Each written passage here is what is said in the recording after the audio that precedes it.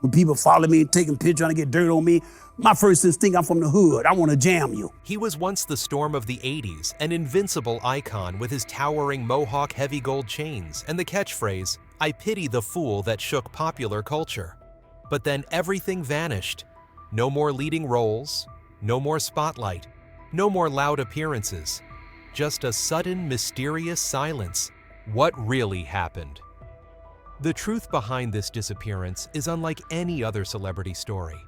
It has the power to shock you, to leave you bewildered, and it will surely change the way you remember Mr. T forever. So what was the real reason after all? From the Chicago slums to the heights of Hollywood, Lawrence Turod, the name the world would later know as Mr. T, did not have a rosy childhood. Born on May 21, 1952, he was the youngest of 12 siblings cramped into a small apartment in the poor south side of Chicago. His father, a minister, left when he was just 5 years old. His hardworking mother single-handedly raised the large family through manual labor. Growing up in poverty and without a father's love, Lawrence developed a toughness, vowing that he had to be different, that he had to escape poverty in order to earn respect.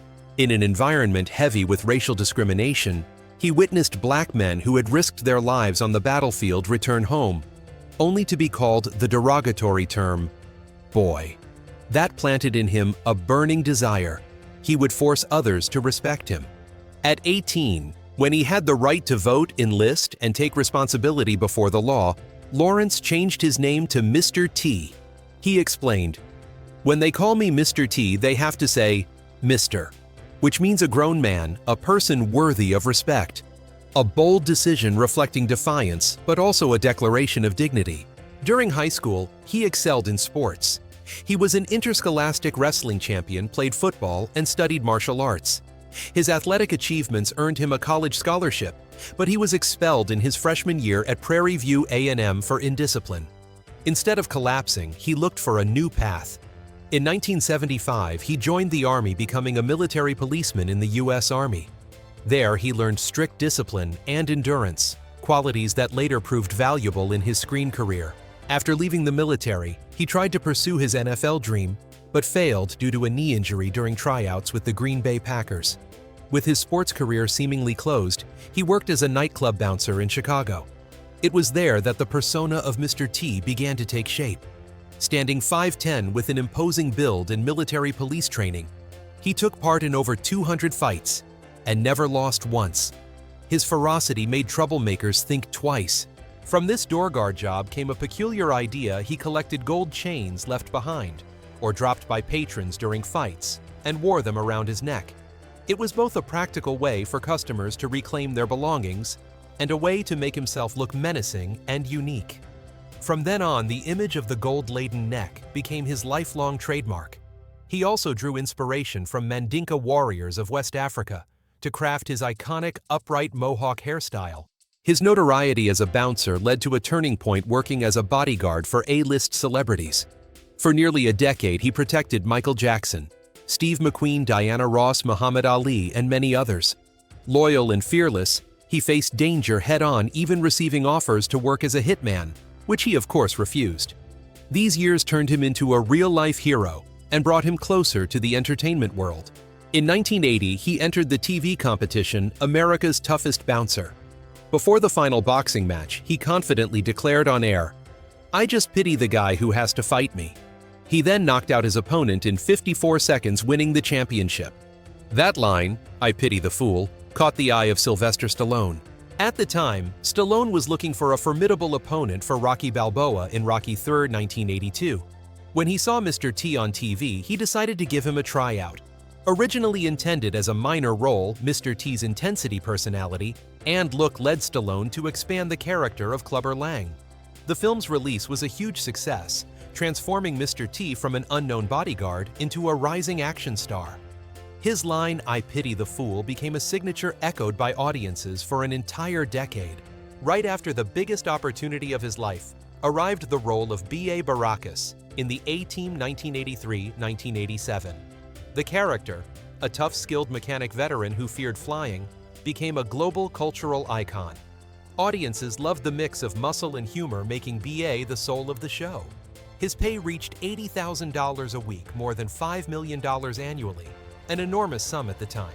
He was everywhere on movie posters, magazines, even at the White House, where he was photographed with First Lady Nancy Reagan in 1983. That fame spawned countless spin-offs. He had his own animated series, Mr. T 1983-1985, where he led a team of young gymnasts fighting crime. He launched the breakfast cereal Mr. T cereal featured in Pee-wee's Big Adventure. He released a life skills video, Be Somebody, or Be Somebody's Fool. 1984, and a rap album, Mr. T's Commandments, urging children to respect their parents and stay away from drugs. From a street bodyguard, Mr. T had become a global brand, a pop culture icon admired by both children and adults. But the spotlight didn't last forever. In 1987, the A-Team ended after 5 seasons, marking a noticeable slowdown in his career. He tried the series T&T 1988-1990, playing a reformed ex-convict investigating crimes. But it only lasted 3 seasons on a smaller scale without global impact. Meanwhile, Hollywood was changing. Audiences were gravitating toward new action archetypes: Arnold Schwarzenegger as the muscle-bound Terminator, Sylvester Stallone as Rambo, and gradually heroes with more psychological depth. One-dimensional giants like Mr. T were becoming outdated. His physical strength also declined after years of high-intensity work. By the late 80s, he made sporadic appearances in wrestling exhibitions, but could no longer maintain his former dominance. Minor scandals such as the 1987 uproar over cutting down more than 100 oak trees at his Lake Forest estate drew criticism and tarnished his image as a righteous hero. By the 1990s, Mr. T had nearly vanished from the big screen. He only took on small guest roles, commercials, or minor events. The blazing glory of Rocky and the A-Team had receded, leaving behind a long silence. Audiences began asking, where had the man who once shook the world gone? And why was he no longer in the spotlight? The answer would prove even more shocking than a career decline. During this very period, an invisible enemy quietly came knocking, forcing the Man of Steel to step away from the stage. But that is another story beginning in 1995. The cancer battle. The first shocking reason Mr. T disappeared. After the dazzling glory of Rocky III and the A-Team, and the slow decline of the late 80s audiences, thought Mr. T had simply passed his prime. But the truth was far more terrifying. Just as the stage lights dimmed, another darkness struck, bringing down the Man of Steel not on a movie set, but within his own body. In 1995, at the age of 43, Mr. T received a devastating diagnosis: cutaneous T-cell lymphoma, a rare form of cancer. Ironically, it bore the very letter T, the name tied to his career. He bitterly said, "Can you believe it, cancer? With my name," as if it was born just to take me down. From there began a life-or-death battle. He endured long rounds of chemotherapy, the toxins tearing through his body, leaving him utterly drained. There were days when he had to place buckets all around his home to vomit into. He vomited so much that buckets weren't enough, and he resorted to using large towels. Less than 11 months later, the cancer came back even more aggressively. His body broke out in lesions, tumors spread across his skin, which he described as like popcorn popping in a microwave. For 6 years, from 1995 to 2001, he lived only to fight the disease, clinging to life day by day. His career, of course, nearly collapsed. At his peak, he had earned as much as $5 million annually. During his illness, he was left with small contracts worth around $15,000, mostly for appearances at local events. An A-list star had become a faint shadow in just a few years, not because audiences abandoned him, but because his health no longer allowed him to stand in the ring. Yet it was the emotional pain that hit hardest. Once a symbol of strength, he had grown too weak to step confidently before a crowd. He admitted he had asked God, "Why me? Why did you take everything away?" And yet, in his despair, he clung to his faith, seeing it as a Job's test that God had given him to challenge his resolve. By 2001, a miracle arrived. The disease went into remission, and he officially declared victory over cancer. At 49, audiences hoped for a fiery comeback, but he had changed. After 6 years in the shadows, he understood the fragility of life. Instead of rushing back to the noise of Hollywood, he chose silence. No more explosive action roles, no more chasing fame, He turned to peace, to faith, to values beyond the stage lights. And that was the first shocking reason behind Mr. T's disappearance. He did not vanish because of failure, nor because audiences forgot him, but because he had to retreat to battle his most fearsome enemy, cancer. The man who once pitied the fool now had to pity his own betraying body. Yet in that tragedy, he did not collapse entirely. He emerged a new man, quieter, deeper, and utterly different from the Mr. T the world once knew. How faith changed Mr. T. If cancer was the blade that forced Mr. T to step away from the spotlight, then faith was the path that carried him forward after surviving. And perhaps it was also the key reason he never returned to the noisy Hollywood of old. From childhood, Lawrence Tureau was raised in a Christian environment. He was baptized at the age of 4, and in 1977, just a few years before fame, he reaffirmed his faith, calling himself a born-again Christian. But it was only after passing through the darkness of cancer that this faith truly became the compass of his life. Having endured the brutality of chemotherapy, Mr. T saw illness as God's test. He admitted that without faith, he might have collapsed in despair. From then on, he lived by the belief that fame could fade, health could be lost, but faith remained unchanging. And that faith began to shape all his choices. The clearest turning point came in 2005, when Hurricane Katrina devastated the United States. Seeing people lose their homes' possessions, and even loved ones, Mr. T was shaken. A man once known for wearing gold chains weighing dozens of pounds suddenly saw it all as meaningless. He publicly declared he would give up wearing gold entirely. When people lose everything, I can't keep draping myself in glittering things. It would be an insult to God and to those suffering. Jewelry worth as much as $300,000 disappeared from his image, ending a trademark that had defined his career. Beyond jewelry, faith made him extremely selective about projects. In 2010, when Hollywood remade The A-Team, the studio invited him to appear in a cameo role of honor. But Mr. T flatly refused. He believed the new version was too violent with death and sexual content, contradicting the wholesome entertainment spirit of the original. Back then, when we filmed Nobody Died, it was all for families to watch together. Now they've turned it into blood and lust. I won't be part of that. A shocking decision, but one that showed his unwavering commitment to his faith. For the same reason, many later Hollywood offers were declined. Roles as violent villains, flashy but meaningless commercials. He rejected them all. Instead, he chose projects with inspirational value. The reality show I Pity the Fool, 2006, where he helped struggling families, or his appearance on Dancing with the Stars. In 2017, where he performed a waltz to Amazing Grace as a tribute to God, and a reminder that he had survived cancer through faith. All his earnings from the program were donated to St. Jude Children's Research Hospital. Faith also brought him closer to the community. Rather than chasing roles, he devoted time to charity, distributing clothes to the homeless visiting cancer patients, sharing with poor children. On social media, he frequently posted Bible verses and words of encouragement. Never let fear take over you. Believe that God always has a plan for you. He was no longer the Mr. T of gold and muscle, but a simpler, more compassionate man. From the perspective of many fans, this was a shock.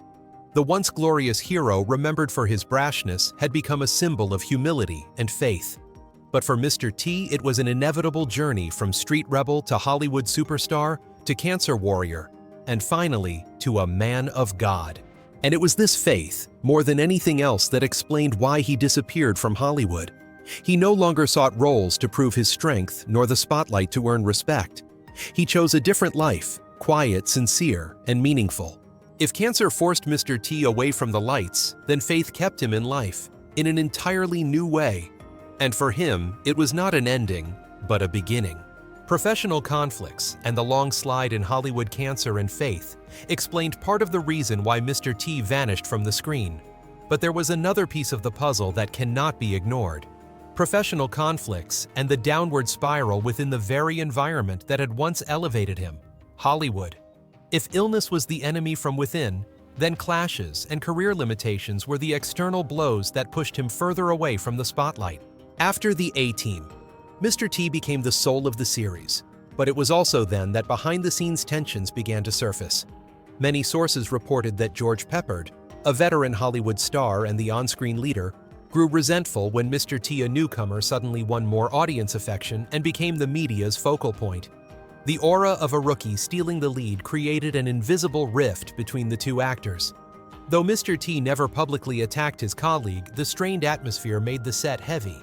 Behind the lighthearted action sequences on screen lay a chilly distance between the show's two leads. Beyond Hollywood, Mr. T stepped into the world of professional wrestling. In 1985-1986, he appeared at WrestleMania Bryan 2, teaming up with Hulk Hogan and even facing Roddy Piper. But the sight of an actor entering the professional wrestling ring infuriated the wrestling community. They saw him as an outsider who hadn't shed enough sweat and blood to earn his place. Roddy Piper openly declared, "The whole wrestling world doesn't like him. He's just an actor." Behind the scripted matches, real hostility lingered. The exhibition bout between Piper and Mr. T was so tense that many believed a single heavy-handed move could have turned it into a genuine brawl. The price of trespassing into their domain was that Mr. T was never fully accepted, and his wrestling career quickly ended. These were only the first cracks.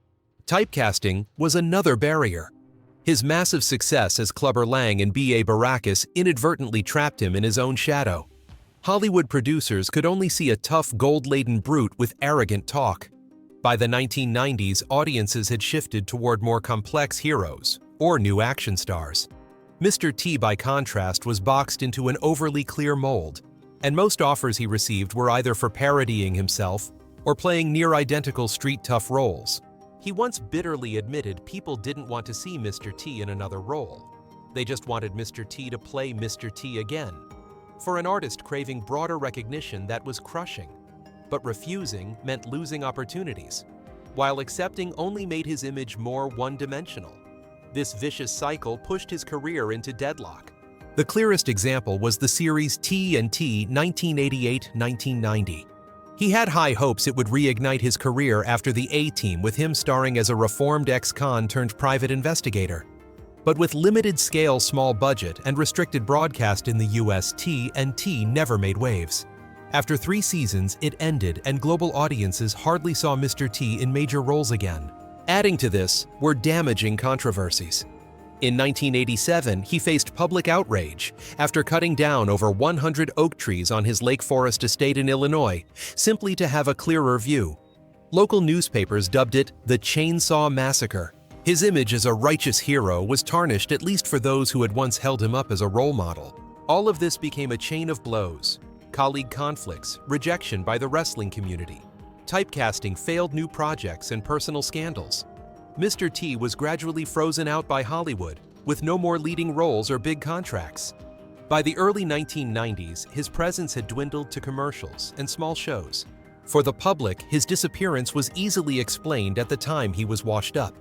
But behind the scenes, the reality was far more complicated. Mr. T was trapped between Hollywood's expectations, changing audience tastes, and personal conflicts. The very peak that had made him a global icon had also shackled him, narrowing every path forward. When cancer struck in 1995, it didn't just break his body. It marked the final punctuation on any hope of reclaiming his glory. Yet in hindsight, illness was only the last drop in a cup already overflowing after years of erosion by conflict, disappointment, and the shadow of his past. Mr. T was remembered for saying, "I pity the fool." But when it came to his own career, perhaps he could only pity the fools in Hollywood, who never figured out how to harness a one-of-a-kind star, and pity himself for being too strong in one role to ever step into another. His disappearance, therefore, was not simply a personal choice. It was the inevitable outcome of a long chain of professional clashes and limitations compounded by illness that sealed a legend into the past. Personal choices and a quiet retreat. After the professional conflicts and the long slide from the spotlight, many believed Mr. T would still try to cling to Hollywood, even if only through guest roles, commercials, or nostalgia events. But no, he chose a different path, a quiet withdrawal building. A simple life centered on family and faith, instead of grasping for faded glory. And it was this choice that made his disappearance even more mysterious, fueling public curiosity. Few knew that Mr. T was never a star chasing parties or romantic scandals. He always kept his private life discreet. He had 3 children, including his daughter Erica Clark, who pursued a career as an independent comedian. Though he was one of the most famous faces of the 80s, he never turned his family into a PR tool. On the contrary, he shielded them from scrutiny, rarely allowing his private life to appear in the press. Colleagues often recalled how deeply Mr. T valued fatherhood. After his years of battling illness, he devoted more time to his children, to raising and guiding them. In a rare interview, he once said, "Fame will fade, money will run out. But my children need a father, and I don't want to miss that." That simple statement was enough to explain why he no longer cared for the spotlight. Hollywood repeatedly tried to bring him back. When the A-Team remake was released in 2010, the studio invited him to appear in a cameo role to please nostalgic fans. But he firmly refused, believing the film was too violent and strayed too far from the light-hearted, family-friendly spirit of the original. That was not the only time. A string of offers for action films, flashy commercials, even dramatic reality shows, he turned them all down. For Mr. T, principles mattered more than money. He did not want to reduce himself to cheap entertainment, nor sell out the image that a whole generation had cherished. The price of such resolve was total absence from the big screen. But it was also this very choice that preserved his respect, at least in the eyes of those who once admired him. Mr. T today, quiet but meaningful. At 73, Lawrence Tureau, the name forever tied to the indomitable image of Mr. T, has chosen a life completely different from his glory days. In the 1980s, he was immersed in the spotlight, earning millions in salary with his image spread across television and merchandise. Today, he lives much more quietly. He divides his time between Chicago, where he grew up, and Albuquerque, New Mexico, far from Hollywood's noise. In that silence, he has found a peace that a lifetime of chasing fame never brought. Though he no longer appears on screen, Mr. T still connects with fans through social media. His posts are not boastful photos nor complaints. Instead, they are Bible verses, prayers, and simple but powerful words of encouragement. He sees himself as a tool for spreading good, a kind of modern online preacher. His way of sharing is not dramatic or showy, but it gives hundreds of thousands of people faith and strength. Outside the digital world, he appears as a quiet hero of the community. When floods hit California, people saw him carrying sandbags. When poor children in Chicago needed help, he personally brought shoes and clothes. No longer adorned with glittering gold chains, no longer shouting bold catchphrases, but the image of Mr. T bending down to hand a poor child a new pair of shoes touched many hearts. In 2014, WWE inducted him into the Hall of Fame for celebrities who contributed to professional wrestling. In his acceptance speech, he spent most of the time praising his mother and all mothers around the world. He spoke of her sacrifices during years of poverty, of how she raised 12 children alone after her husband left.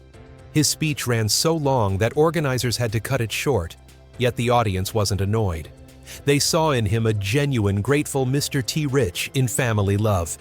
The moment was both humorous and moving, revealing the tender heart behind the fierce face. Though absent from the screen, Mr. T's name endures in popular culture. B.A. Baracus from the A-Team continues to be parodied in films and TV shows.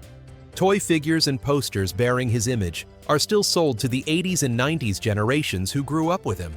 Even younger generations who never witnessed his golden era know him through the internet as a fascinating pop culture icon. The phrase "I pity the fool" has become a catchphrase appearing everywhere, from internet memes to comedy sketches. His mohawk hairstyle, once imitated by millions of youths, remains one of the most distinctive fashion symbols of the 1980s. The gold chains he abandoned in 2005 after Hurricane Katrina are still an unforgettable part of his public image. The Mr. T of today is no longer an action star earning millions a year, nor the focal point of Hollywood. But in his quietness, he has left behind a deeper legacy, a legacy of faith, kindness, and resilience. People remember him not only as the brash figure from Rocky III or the warrior B.A. Baracus, but also as a man who knew how to let go, chose a different path, and became a quiet hero for his community. He once said, "Fame will fade, but the way you live will last forever." And indeed, Mr. T's legacy is not just in film, but in the hearts of those who admired him and drew inspiration from him. At 73, he no longer needs the spotlight, for the light of a good life is enough to keep him remembered forever. If you found Mr. T's story surprising, give this video a like so more people can learn the truth. Don't forget to subscribe to the channel and turn on the notification bell, because we have many more secrets about stars who once disappeared from the spotlight to reveal. All data, analysis, and commentary in this video are presented based on information available at the time of production. The content is subject to change over time and should not be considered a definitive forecast. There is still so much more to explore: stories of resilience, legacy, and truth. Feel free to dive into some of our top recommended videos now appearing on your screen.